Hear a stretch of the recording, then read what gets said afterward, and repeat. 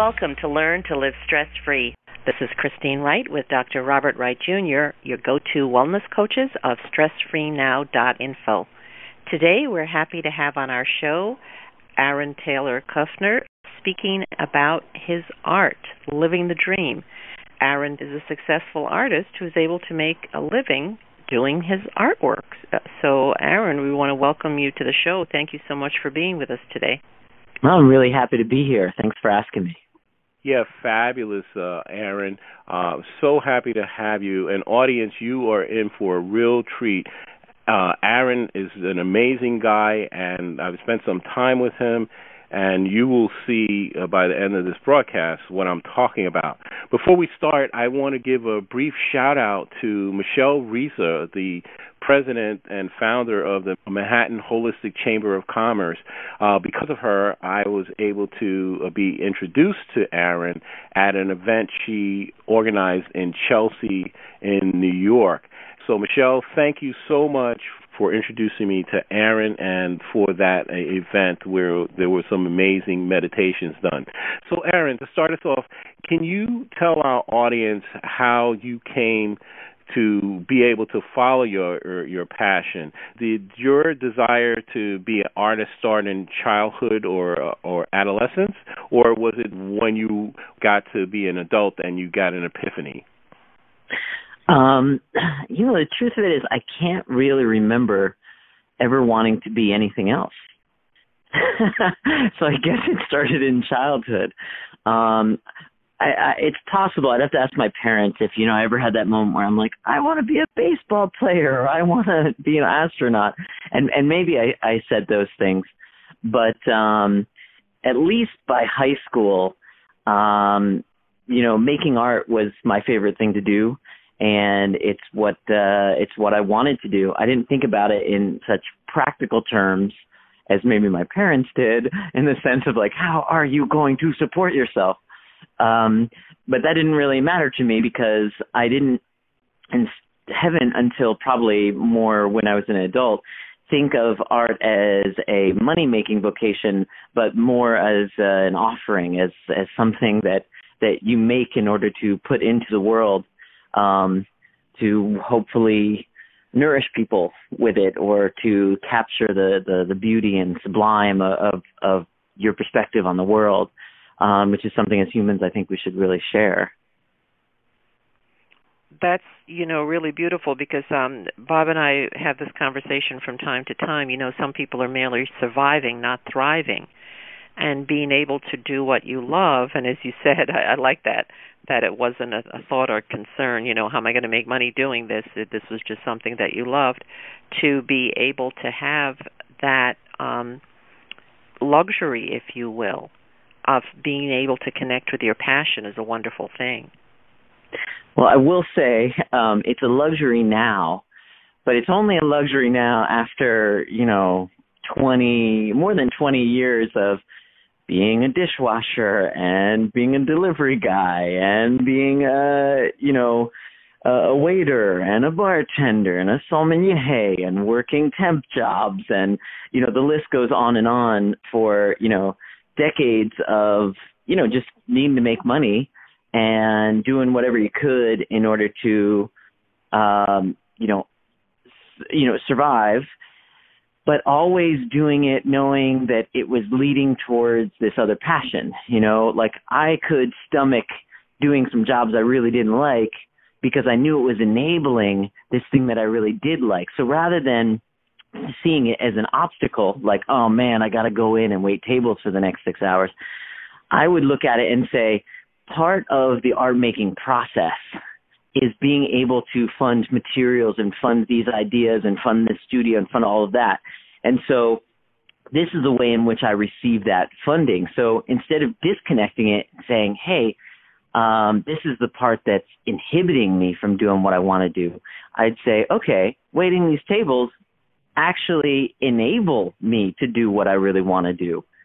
And so that kind of conscious flip helped my perspective stay kind of positive, and it also stopped me from kind of being torn up and like I was being pulled away all the time from my passion, but rather I was doing some of the things that you got to do in order to fester in that passion.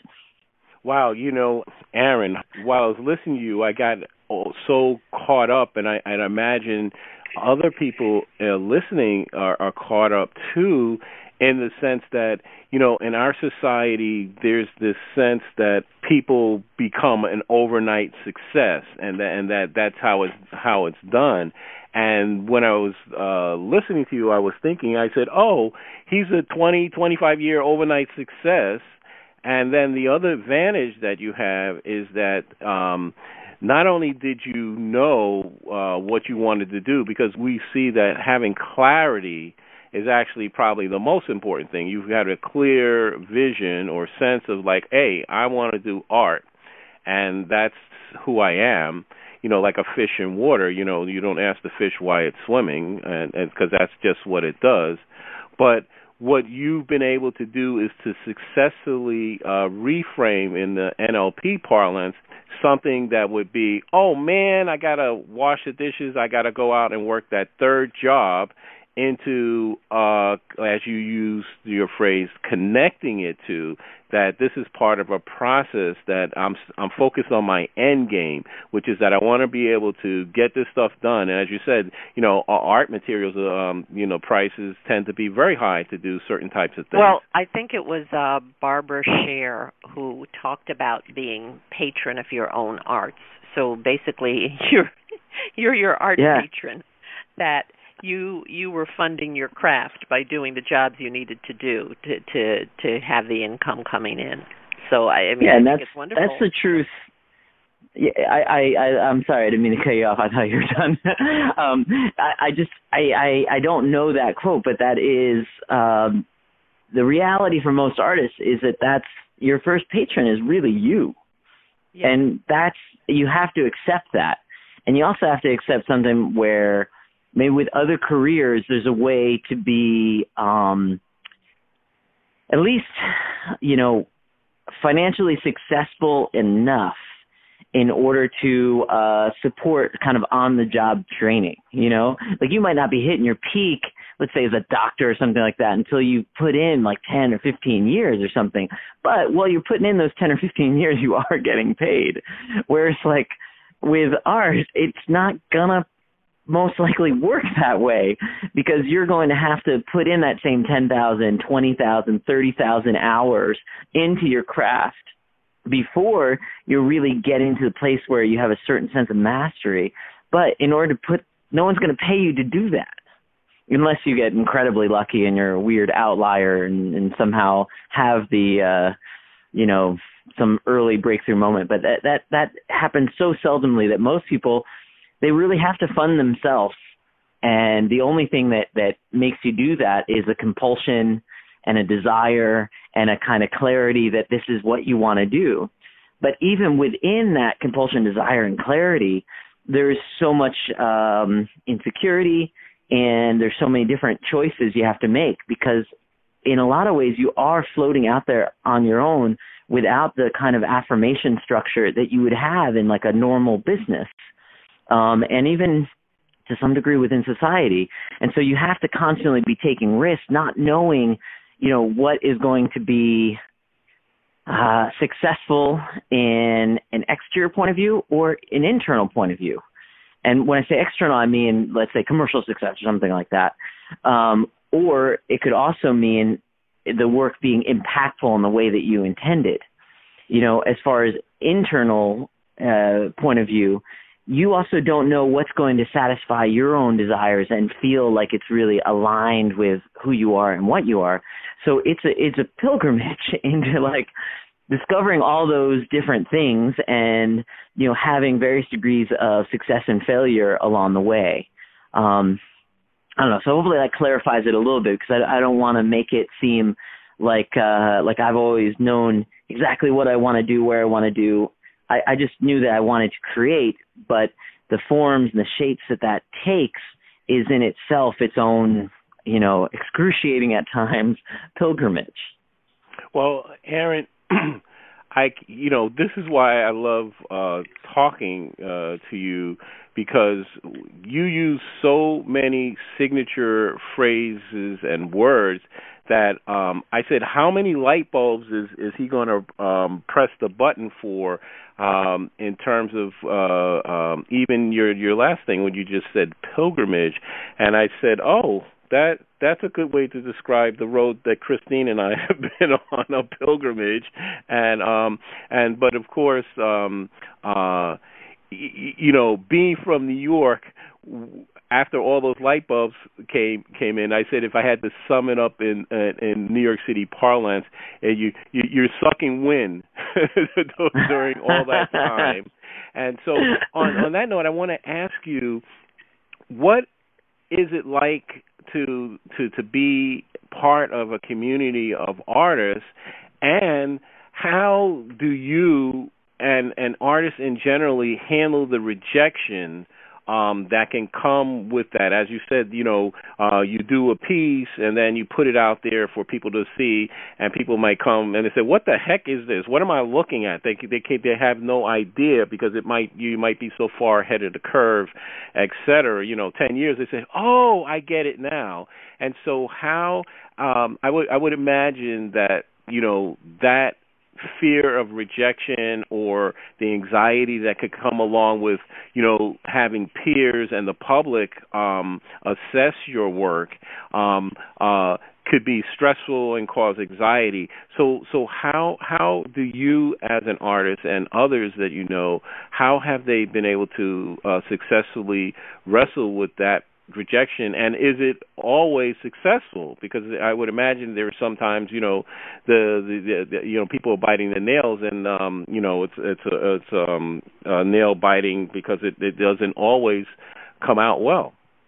Yeah, I think that it's a dance with vulnerability, because you can't create and put something in the world without having to be vulnerable, without having to expose a part of yourself that you may or may not have confidence in.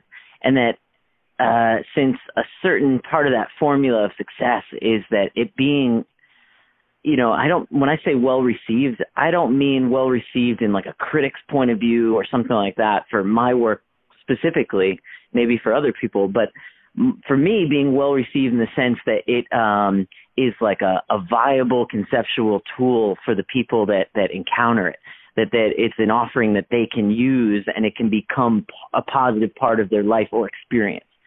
And so you have to be vulnerable in order to put that out there, because you don't know really what's going to happen. But it's kind of these two things that are happening, where you have to be that vulnerable, but at the same time, you also have to kind of emotionally, personally survive. And that's where the dance comes in, where there's certain times where you can't handle being as vulnerable you need to be in order to really put something out there. And so it happens with a lot of my friends. It's happened with me as well. But I've been lucky to some degree that however I'm wired, it hasn't been as bad as for others. But there's this certain paralyzing effect of like fear of putting things out. And you'll have people that might be really prolific in making art, but they don't show it to anyone, or they get nervous around it, or they do different things in order to kind of spoil themselves. Like I have some friends that will be unable to work unless there's this like really pressing deadline, or they have to make these kind of like obstacles to overcome in order to shut off certain parts of their own questioning dialogues about what am I doing? Is this good? Is this worth it? I don't know, etc. And to be honest, there isn't a great support system usually, especially in a vertical sense, from like an older generation, a younger generation.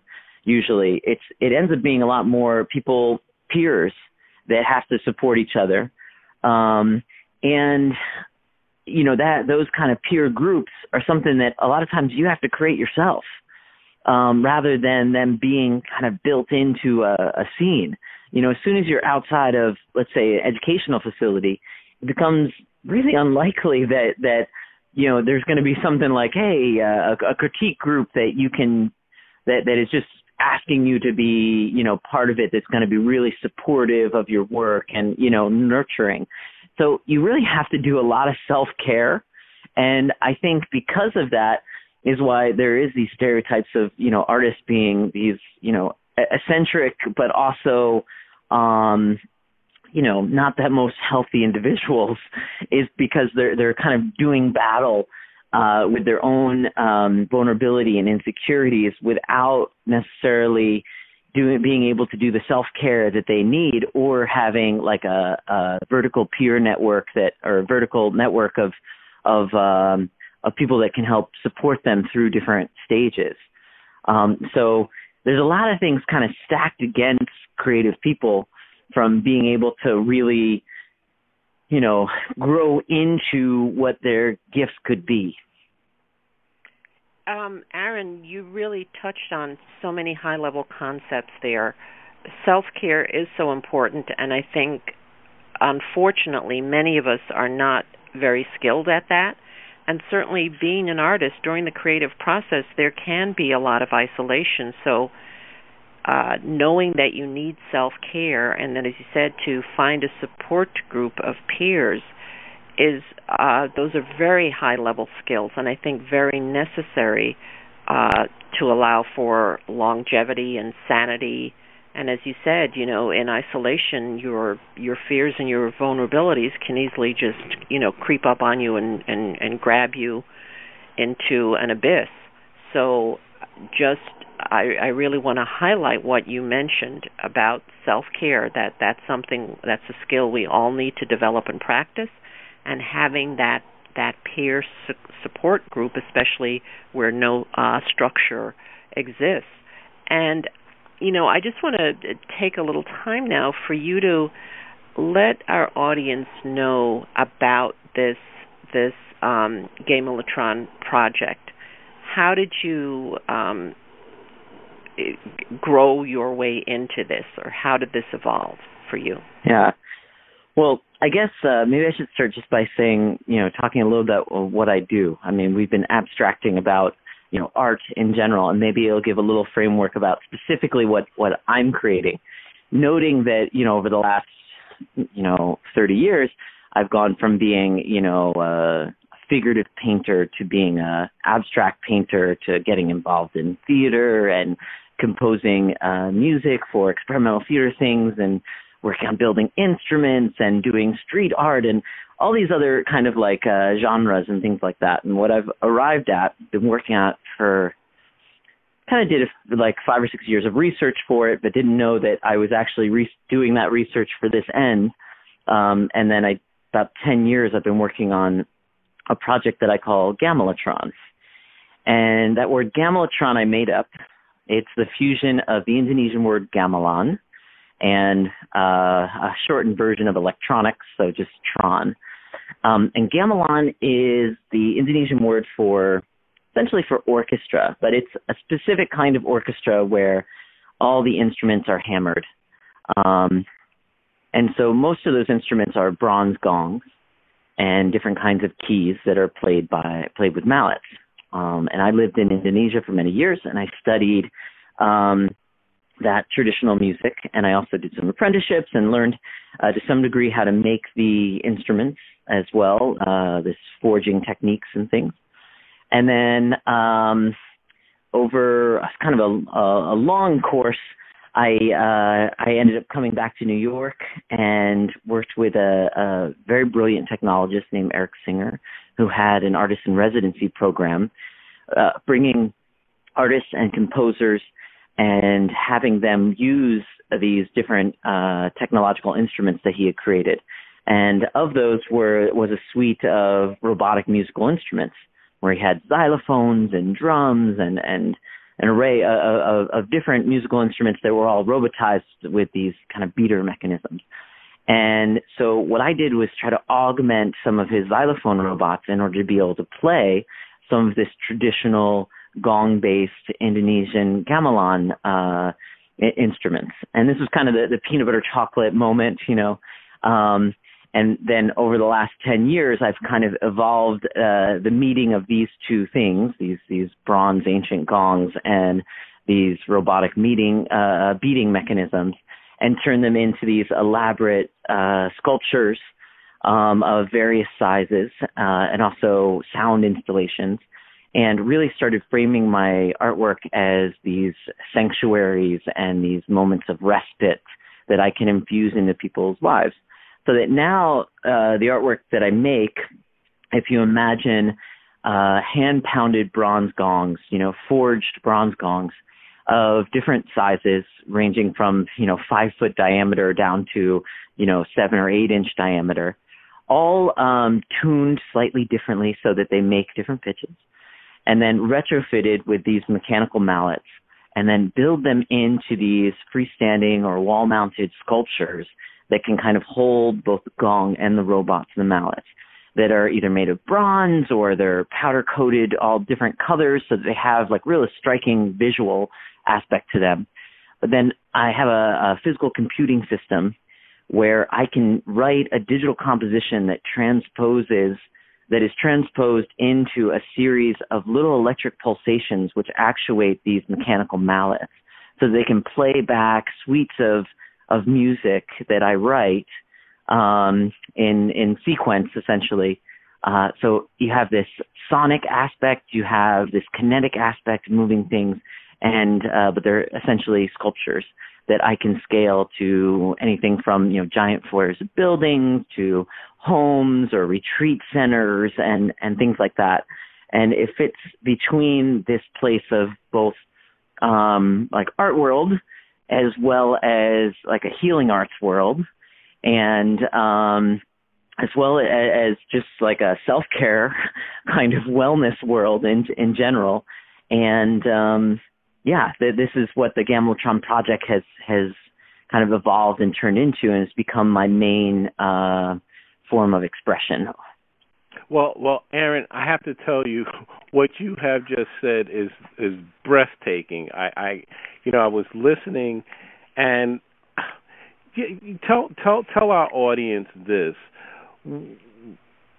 What I was paying attention to most when you were giving your explanation was simply this, that all those odd jobs you had done and the previous travels and experiences you had were in a way almost required in terms of giving you the elevated skill set that you have, and to be able to use your creativity in a way that you would not be able to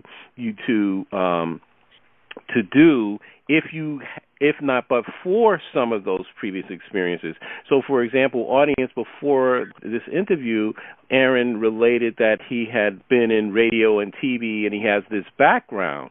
And so I'm sure there are multiple skill sets that are involved here, and I've seen that with other people where they are so expert at what they're doing that they make it look easy. So could you just, and it looks easy because they have the mastery. They've passed that tipping point, the 10,000. Forget about 10,000. They've had 50,000 hours, and so it's like the sound of clapping with one hand. So can you just tell me, does that make sense what I said, or am I all wet? Yeah, no, it makes a lot of sense. The one distinction that I would make is that it's kind of like hindsight has the view, the 2020 view, is looking back, you say, all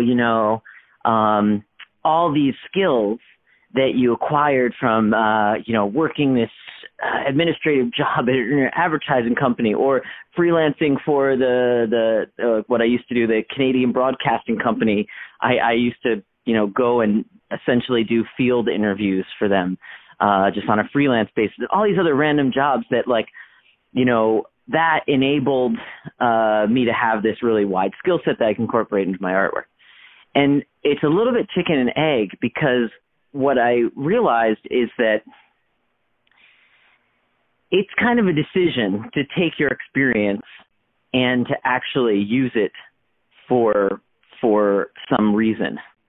And looking back, when you've done that, it seems like that was the plan all along, But that's not the case. I like that, Aaron. I think that really is so true. You know, when you see that finished picture, everything that went on behind, you don't know. I mean, the way I would sum it up, even as Bob was asking his question, is that it's obvious listening to you that your brilliance was forged in the school of hard knocks, and maybe that's the experience for more people, you know, than they'd like.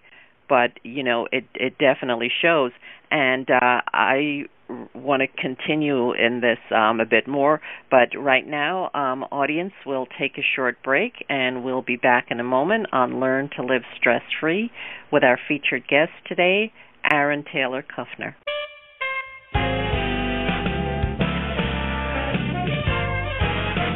Hi, I'm Dr. Robert Wright Jr., the Stress Relief Doctor, co-host of the Learn to Live Stress-Free podcast series. I'm an author, speaker, and stress management wellness coach. My published study is the first to show the connection between stress reduction, grief recovery, nitric oxide spiking, and the relaxation response. And my practical application of this knowledge helps you relieve the stresses of everyday life.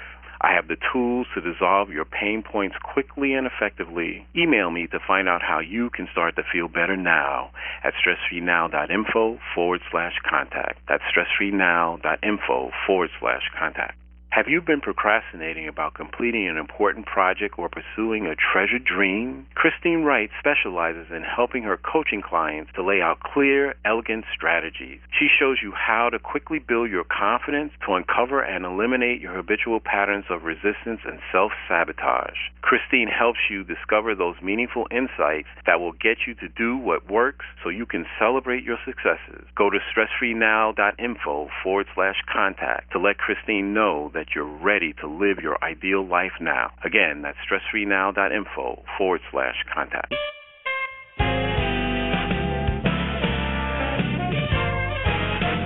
Welcome back to Learn to Live Stress-Free. We're enjoying a wonderful conversation with Aaron Taylor Kuffner. Yeah, Aaron, before the break, you were explaining something in terms of hindsight, foresight, insight. Could you just finish that answer if you remember what that was? Sure. And I've seen this a lot in my career, and especially with what I'm doing now, where someone will say, they'll ask my story, and I'll be like, oh, well, I used to do sculpture, and then I lived in Indonesia, and I create this really, it seems very linear, because when looking back, everything, can look linear because you create the different touch points in the story in order to tell something coherent. But the truth of it is that, especially with what I'm doing right now, I didn't have an epiphany where I saw the finished product of what I wanted to make and then kind of gained all the skills that I needed in order to get there. It was more of an interplay between taking the different knowledges that I had, be it from, jobs I didn't like or whatever the case may be, and trying to synthesize those experiences into something that was useful, all right, mixed with giving things a try, stepping back, looking at it, and then saying, okay, where do we want to steer this? And then realizing sometimes in order to steer it somewhere, you had to gain new skills, or you had to make partnerships with people that were more skilled than you. You had to go through these different learning experiences, and then you get it to the next version, and you step back and say, okay, where are we going to steer this? And you end up utilizing every part of yourself, in order to kind of give birth to the next version. But you're also constantly adding things to that mixture as well in order to supplement, how you want to direct and drive things forward. So it ends up being this interplay between hindsight, foresight, and present sight, I guess, which, when you tell a story, it might seem much more linear than it really is. Yeah, it's just amazing listening to you that what you have described pretty much describes the life that Christine and I have lived. And so, we look back and we say, oh, like I could have met Christine when she was 15 years old. And and then there were all these points where, she went to NYU for graduate school and undergrad, and NYU is located in Greenwich Village. And I used to sit in the park in Greenwich Village. Sure. And I said, oh, you probably walked by me. And then there were one of the guys who was in my homeroom class, Christine and her mother lived in their house. So if he had a party at his house, I would have met her. So there are all these synchronicities and things, and I think that's really true what you said about it appearing linear, and it's anything but a linear. So on that note, I've been forming this question to ask that, and I think our audience, people want to know the answer to this question. For artists, what would you say is or are the top pain points? Right at the top of my list, I'm imagining money would be the number one. But can you tell me if that's true? And then what would be the main things that cause artists and to feel stress and anxiety and pain? And the reason I'm asking this question is that people listening may have their light bulb come on. I'm hoping when you give your answer and they say, "Oh, I have the same thing," or "I've experienced the similar thing," even though I'm not an artist. Right. Well, I mean, it goes without saying that money is a big one, because it's not a viable profession for, statistically is not a viable profession at all. When I say I'm living the dream, basically that means that I can support myself for a very, relatively, modest, you know what I mean? For like a modest livelihood. Like it basically means I can do better financially as making art than I did as a bartender. Okay, that's living the dream. So that's pretty good, because bartenders, right? If you're in the right bar, you make a lot of money. Right, but let's get perspective on a lot of money. You know what I mean? So I would just say that's just the fact that is like living the dream part one for most artists. Think about what other profession would say that's living the dream within your profession. Is being able to, you know what I mean? Like just like a hedge fund guy bar. who says you didn't even get to first base yet. Yeah, exactly. So that puts some perspective on it as far as money goes. But because with art, financial success is not always coupled with artistic success, and you have to accept that, no matter how frustrating it is. And that takes a lot of confidence and personal fortitude in order to accept, like, just because I can't make a financial living on this and support myself from this does not invalidate what I'm doing and the importance of it, both for myself internally, because it satisfies like a desire to create and to leave a mark on the world and society, but also the impact that it could potentially have for other people by sharing your creations of the beauty and the sublime. And knowing that those two are not decoupled, or can be decoupled from each other, that great art doesn't necessarily mean that you're like living the dream in the sense of making money off of it, creates a lot of insecurity. Because you don't have that thing that says, hey, we validate you, but you still have to do it. And I think that creates a ton of stress, because you want to honor your passions and your desire, but you're not getting affirmed. And when you're not getting affirmed, it's like you can only muster so much on your own. And sometimes we all need somebody to look at us and say, you know what? This is great. What you do matters. And it's those little moments, I'm almost getting choked up right now because I'm just thinking of people that have said that to me along my path. That it creates a lot of stress when you don't have that affirmation and you have to self-create it. And when your well runs dry, it can be crippling. And that also gets into what we talked about earlier about being able to self-care and also to support, you know.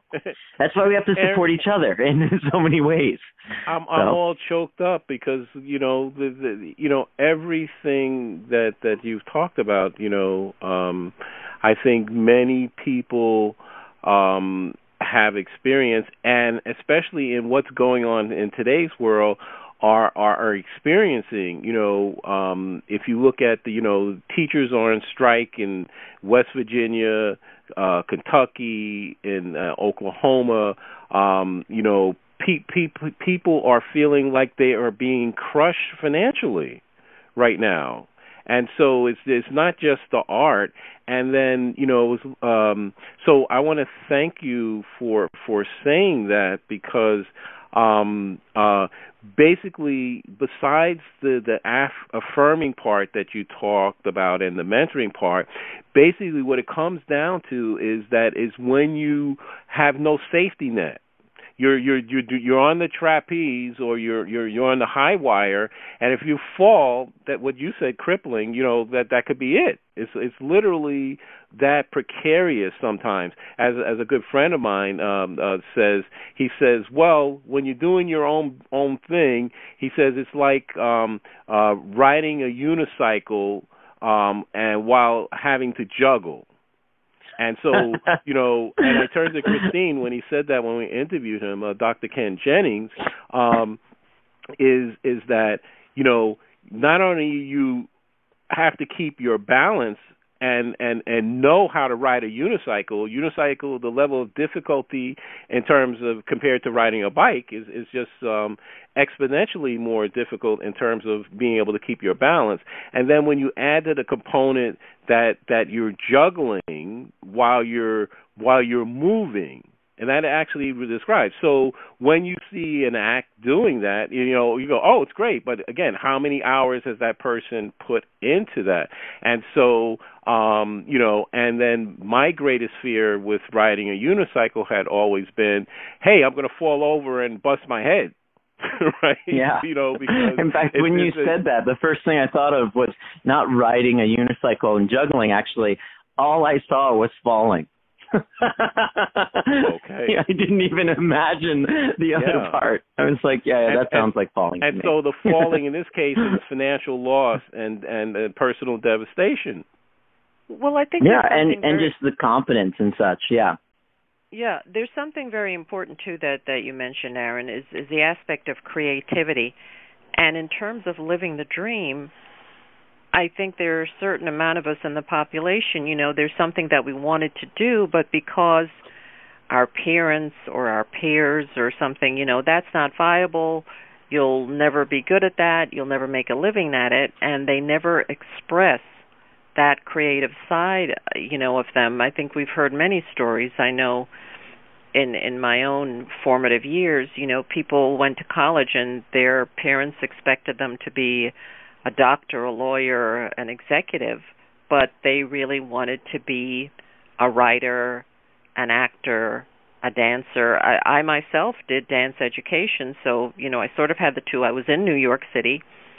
I had the opportunities to try out for dance companies, but although I loved to dance and I was talented at it, my teachers told me, why don't you do this? There was still some aspect of me that was conventional enough that I just needed to express this much of my dancing, just knowing what it would take to be on stage and to travel and the money.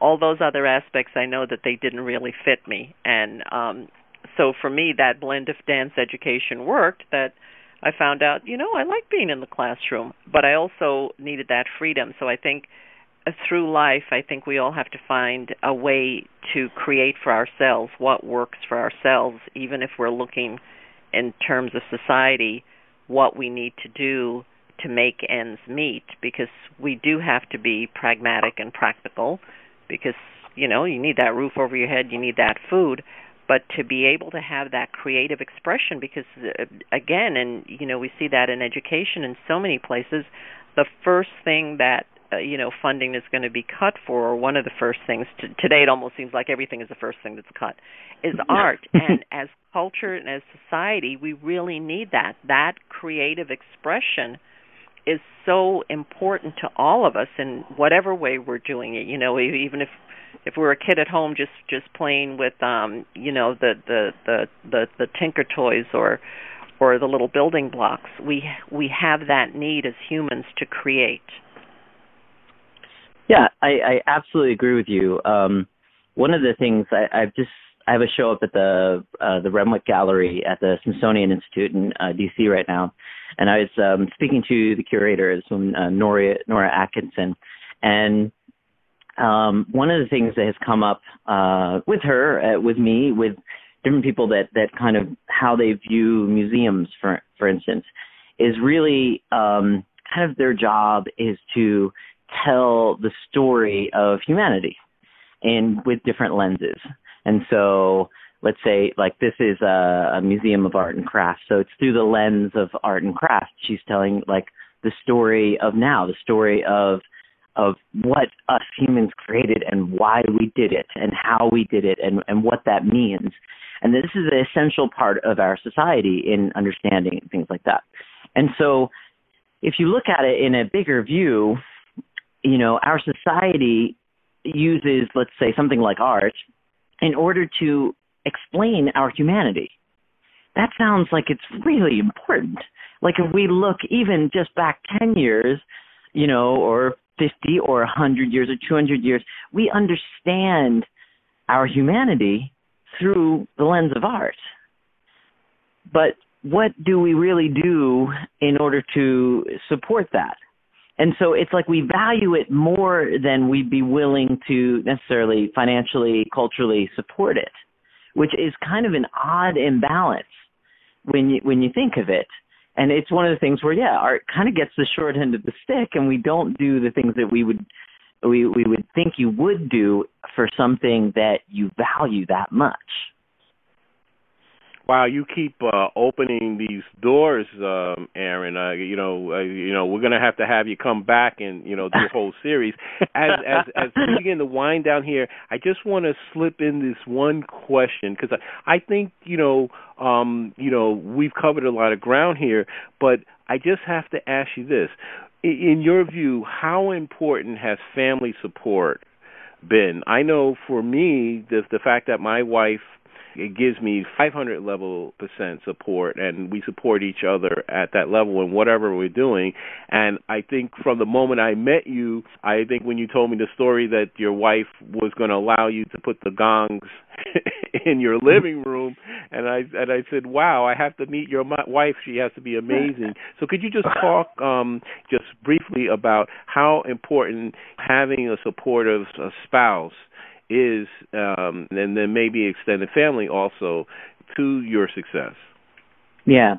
No, I forget sometimes just how lucky I am, and this is just runs the whole gamut, micro and macro, because I've had an incredibly supportive family, even when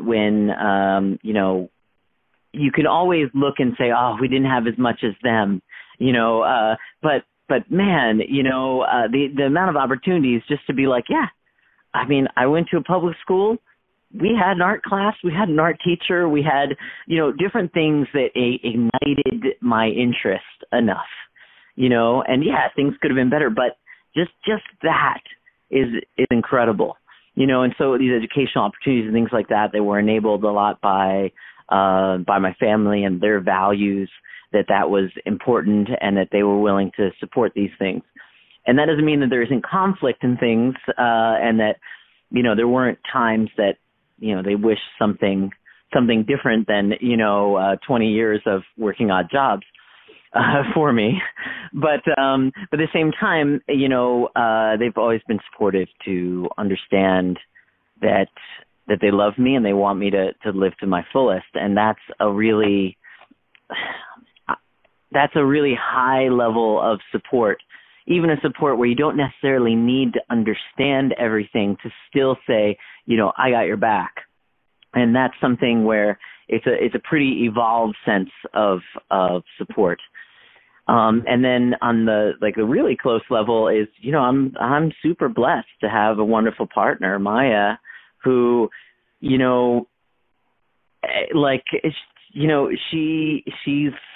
I don't want to say like my biggest fan or something, because that just trivializes it, because she's not a fan. She's your biggest fan. But a fan sounds odd because it sounds too hierarchical to me. All right. And what it is that I sincerely believe that she loves what I do and she really wants me to do it.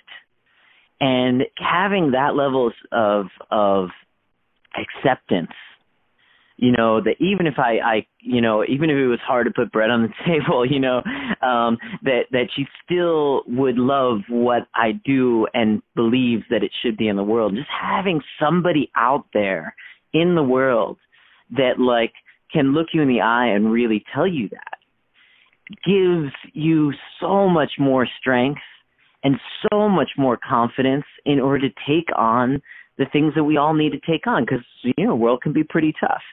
And being able to have a partner that can hold that space and give you that confidence is, it's the reason why humans are communal beings, is so that we can do that for each other. And I hope I do that for her as well, and that we're not, these disassociated animals, but rather we're better collectively. That is absolutely amazing, Aaron. You said a mouthful, and that should definitely be bottled and distributed. So, yes, I think you've said it. You truly are blessed to have that level of support and acceptance. That is that aspect of communal living that I think is sometimes missing for too many of us. But thank you so much for sharing that with us, and thank you for being on our show today. We really appreciate everything that you have shared about your own story.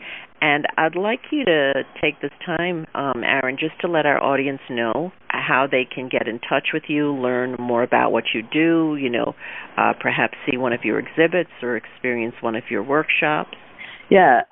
Well, first of all, thank you so much for having me. It's a real pleasure to talk about these things. And to be honest, I've done not a ton of interviews, but I've done a good number of interviews. But the focus that both of you have taken with this is really inspiring to me, and it's made me think about things in a different perspective than just talking about my art or what I make or this creation story and things, but kind of really digs underneath the skin and gets at the motivations and the soul and the other people that are involved in the passions and things like that. And so it's a real treat to, go through the mental exercise of really having to think about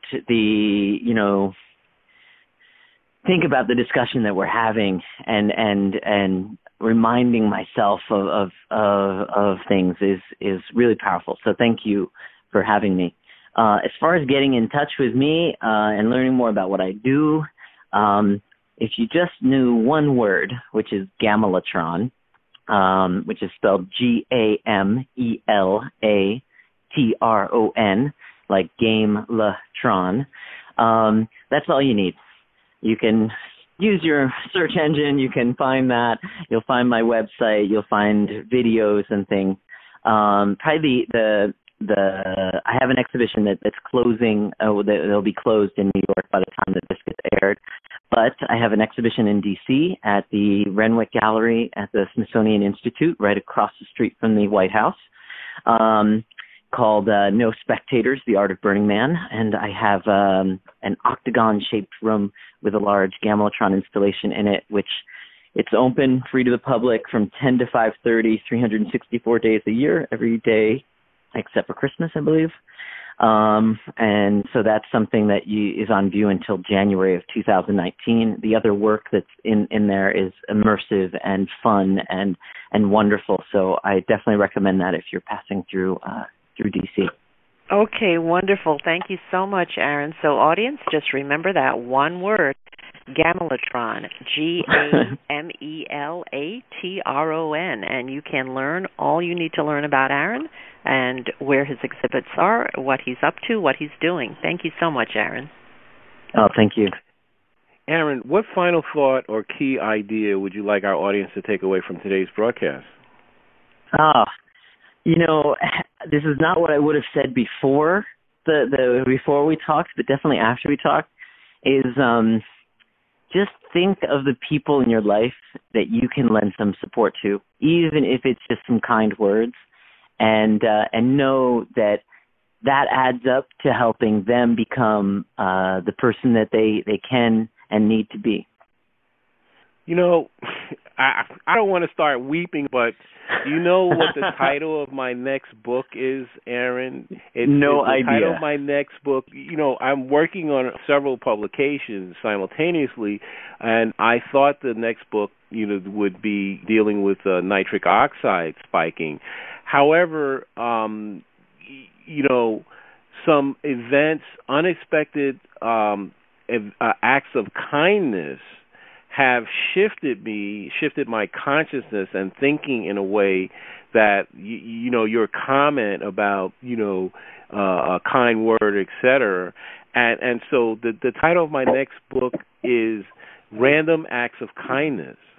And so that has been an unexpected shift. And so that speaks to how high level of synchronicity is what we're doing today in this interview with you, that I could not know that, as you said, that is not what you planned to say, but you said it. And so that's really what we're talking about. When people get together for good, that the mind, the creative mind that is created, like in this conversation, is at a much higher level of recursivity than, just with us thinking and working independently. And so there's no way we could have known, what would we could just conjecture about what the outcome of this interview would be. But as we just saw, and I'm hoping that for our audience, that they have experienced the same shift that Christine and I have experienced while talking to you, because several times during your talking, Aaron, Christine has given me the double thumbs up with a smile, and that is very high compliment. So I want to thank you, Aaron, for being our featured guest today, and I want to thank our audience for listening to us wherever you are and whatever time zone you're in. We continue to be amazed at how far our show goes. We're in Australia, Germany, Japan, Ghana, Africa. So please spread this good news around. And so, audience, as always, if you'd like what you hear, please contact us, and if you go on, if you're feeling really good about what you heard, please feel free to give us a 5-star rating on iTunes and a review. We would really appreciate that, and hope that you will continue to benefit from the information we've delivered on today's show. And you can contact us through our website with your feedback and suggestions. Remember, listeners, if you'd like to experience the same benefits our coaching clients get with us, including learning how you can get more results in your day and easy ways to dissolve your chronic pain, stress, and anxiety, then give us a call at 954-900-2179. Let us know that you heard our Stress Free Now podcast show, and you will receive a free gift from us. Call today to receive your free gift.